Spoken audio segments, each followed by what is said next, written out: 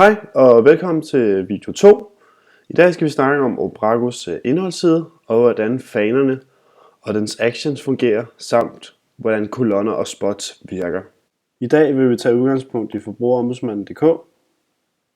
Før vi begynder at gennemgå de forrige nævnte ting, vil jeg vise, at en preview-side kan se forskelligt ud i forhold til forsiden, og det skyldes, at jeg som bruger har en bestemt hjemmesides personlighed, hvis vi kan kalde det det.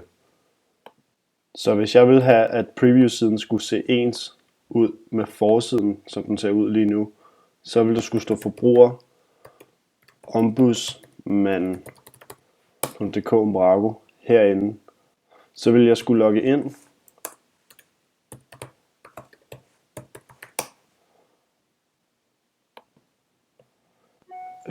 Og derefter tryk på selvfølgelig forbrugerombudsmanden.dk Preview.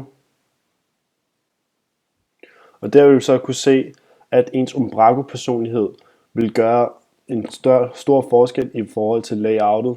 Og der kan vi se, at KFT-siden har et rødere look heroppe, og tingene passer ikke præcis på samme måde som denne preview-side, som er forbrugerombudsmanden.dk.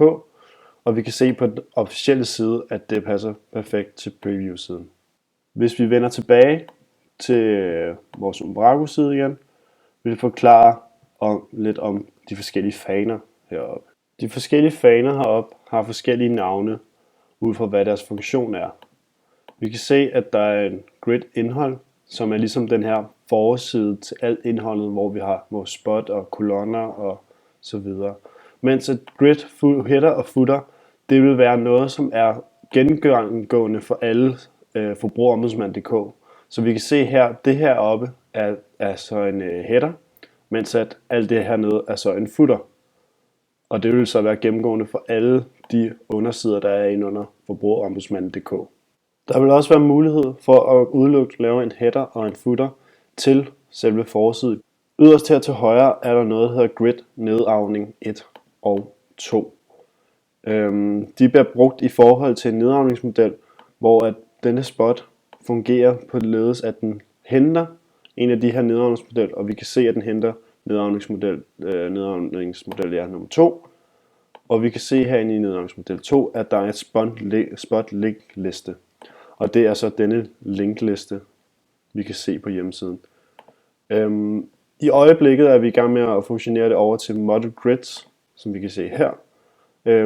Og det vil der komme en video om senere. Hvis vi vender tilbage til forsiden igen, kan vi se, at i fanen er der til sidst, eller i de forskellige faner, er der til sidst indstillinger og egenskaber. Indstillinger er ikke så nødvendige for jeres opgave. Det udelukkende er vurderings-e-mailen. Vurderings-e-mailen fungerer således, at i en artikel på en hjemmeside vil der være dette spot i bunden af artiklen, og man vil så kunne svare ja eller nej, om man synes godt om artiklen, og skrive hvorfor og hvorfor ikke. Denne besvarelse vil så komme til denne e-mail. Til sidst i fanerne er der egenskaber eller properties på engelsk. Her er det udelukkende det vigtigste er, at man har en udgivelsesdato og en dato for fortrydelse af udgivelsen.